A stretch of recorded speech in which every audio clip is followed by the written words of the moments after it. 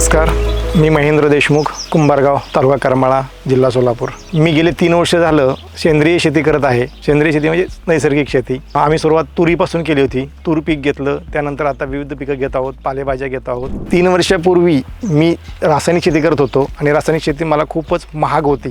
ती परवडत नव्हती. उत्पादन खर्च आणि उत्पन्न याचा मेळ कधीच बसला नाही.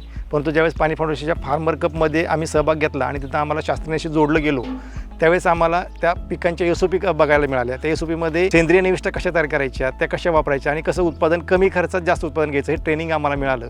आणि त्यानंतर आम्ही सेंद्रिय शेतीकडे वळालो आणि त्यावेळेस आम्ही सुरुवातीला तूर पीक घेतलं. त्या तूर पिकामध्ये आम्हाला अनुभव आला की सेंद्रिय निविष्ठा वापरून पीक खूप जोमदार, कमी खर्चात चांगलं पीक आणि उत्पादन खूप वाढलं. आणि त्यानंतर आम्ही पूर्ण फोकस सेंद्रिय शेतीवर केला.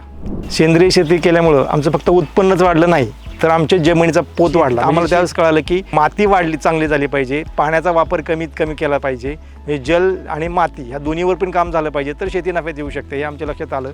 म्हणजे त्याचे सेंद्रिय शेतीचे आम्हाला फायदे कळायला लागले. एक तर आम्हाला चांगलं खायला मिळालं, आमचं आरोग्य चांगलं राहू लागलं, त्याचबरोबर आमची शेती चांगली व्हायला लागली, म्हणजे शेतीचा पोत कर्ब वाढायला लागला आणि त्याचबरोबर आमचं उत्पादन खर्च कमी झाला. म्हणजे अनेक फायदे आम्हाला झाले. त्याचबरोबर आमचं प्रोडक्ट जे लोक खात आहेत त्यांना पण त्याचं आरोग्य चांगलं राहायला लागलं आणि ते पण आम्हाला त्याचं चांगले पैसे द्यायला लागले, कारण आमचं उत्पादन त्या दृष्टीने पण वाढलं. आता माझ्याकडे सध्या 5 एकर क्षेत्र उपलब्ध आहे आणि माझ्या 5 एकर क्षेत्रामध्ये मी पूर्णपणे सेंद्रिय पद्धतीने पिकं घेत आहे.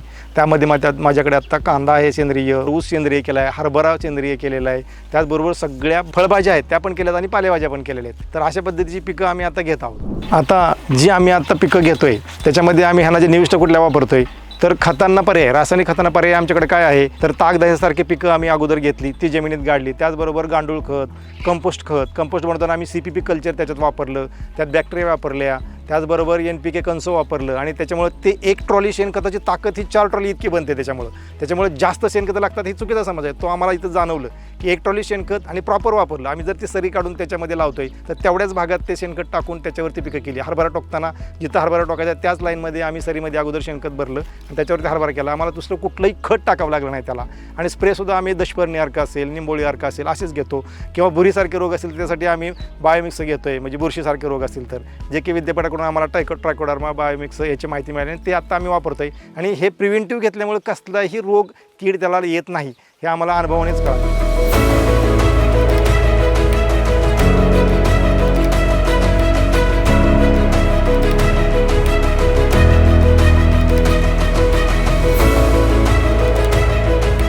त्याचबरोबर आम्ही गांडूळ खत वापरलं, तर त्याचबरोबर गांडूळाचं जे स्लरी निघते ती स्लरी पण वापरली. तुम्हाला नत्राचं जर प्रमाण, तुम्हाला युरिया टाकतो आपण, युरियाच्या ऐवजी तुम्ही ते गांडूळ जर वापरलं तर ते त्याच्यापेक्षा जास्त रिझल्ट देतं आणि एकदम पीक तजेलदार असते. त्याचबरोबर आम्ही हे जे जीवामृत आहे ते कंटिन्यू वापरत राहतो, कारण जीवामृतामुळे बॅक्टेरियाची संख्या त्याच्या तुमच्या शेतीमध्ये वाढते. कारण शेतीमध्ये भरपूर प्रमाणात सगळे जे मुख्य अन्नद्रव्य ते असतात ती फक्त ते उपलब्ध होत नाहीत आणि ते उपलब्ध करून देण्याचं काम बॅक्टेरिया करत असतात. म्हणजे आपण जे पूर्वी खतं टाकले असतील किंवा जे आपल्या जमिनीत आहेत ते तेवढी त्याला लागत नाहीत. मिलीग्रॅममध्ये ते खतं लागतात, त्या जमिनीत मोठ्या प्रमाणात उपलब्ध आहेत, पण ते उपलब्ध होत नाहीत म्हणून आपण रासायनिक रेडी खतं टाकतोय. त्याच्याऐवजी जर तुम्ही बॅक्टेरियाची संख्या वाढवली तर ते आपोआपच जे जमिनीत पडून खतं आहेत ते सगळी ते त्याला उपलब्ध करून देतात आणि त्यासाठी जीवामृत हे चांगला पर्याय आहे. आणि ते कितीही प्रमाणात वापरलं, जेवढं तुम्ही जास्त वापराल, म्हणजे प्रत्येक पिकाला वापराल, 2-2 वेळा वापराल, 3-3 वेळा वापराल, तेवढं तुमची जमीन सुपीक तर होत जातेच आहे, पण त्यातल्या बॅक्टेरियाची संख्या खूप वाढते. जमीन हे जीवन आहे, सजीव आहे जमीन. ते सजीव कशा अर्थाने तर त्याच्यात बॅक्टेरिया हे सगळ्यात महत्त्वाचं काम करतात. आणि त्या बॅक्टेरिया जर वाढल्या, आपण जे जमीन नांगरतो सारखं किंवा जाळतो, त्या जाळल्यामुळे त्या बॅक्टेरिया कमी होतात आणि त्यामुळे आपलं उत्पादन घटतं. तर तसं न करता काडी कचरा कुजवला पाहिजे, असे बाहेरून बॅक्टेरिया त्या जीवामृताच्या स्वरूपातून, कन्सोच्या स्वरूपातून टाकल्या पाहिजेत आणि त्याची संख्या वाढल्यानंतर आपली शेती आपोआप जिवंत होणार आहे आणि जिवंत शेती हे चांगलं उत्पादन देणार आहे. ही शेती करत असताना बघा आमचं जमिनीचा पोत वाढला, खतावरचा, रासायनिक खतावरचा खर्च कमी झाला, शेतीतला सगळा खर्च कमी झाला आणि उत्पन्न वाढलं. तर मी इतर शेतकऱ्यांना हे आवाहन करेल की सेंद्रिय शेती ही खूप सोपी आहे, ती तुम्ही सर्वांनी करावी. त्यातून तुमचं आरोग्य चांगलं होईल, तुमची शेतीचं आरोग्य चांगलं होईल, मातीचं आरोग्य चांगलं होईल आणि तो समाजाला पण तुम्ही काहीतरी देणं लागतात, तर चांगलं समाजाला पण तुम्ही खायला द्याल आणि त्यातून चांगले पैसे तुम्हाला मिळाल. हे खूप महत्त्वाचं आहे. आपण रासायनिक खूप टाकून जर लोकांना देतोय तर त्यांना आपण विष देतो आणि त्या विषाचे पैसे आपण घेतोय. तर त्याच्या एकदम उलटही येतं. तुमचं स्वतःचं आरोग्य चांगलं, तुमच्या शेतीचं आरोग्य चांगलं, तुम्ही लोकांना चांगलं खायला देऊन सामाजिक कार्य करताय आणि त्यातून चांगले पैसे घेताय. त्यामुळे ही शेती ही सर्वांनी करावी आणि आपल्या पूर्वजांनी आपल्याला चांगली शेती ठेवली म्हणून आज आपली थोडीफार पिकते. जर आपण आणखी रसायनाचा वापर केला आणि ती शेती बाद झाली तर पुढची पिढी ही शेतीच करू शकणार नाही, अशी शेती होईल, ती JCBने नांगरावं लागेल अशी शेती होईल. तर आपण पुढच्या पिढीचं पण काहीतरी देणं लागतो. त्यासाठी आपली शेती समृद्ध होण्यासाठी सेंद्रिय शेतीकडे सर्व शेतकऱ्यांनी वळावं. सेंद्रिय शेती ही परवडतेच आणि सेंद्रिय शेती हा आता भविष्यातला पर्याय आहे. त्याला खूप मोठं मार्केट पण आहे, त्या दृष्टीने पण आपण बघितलं पाहिजे.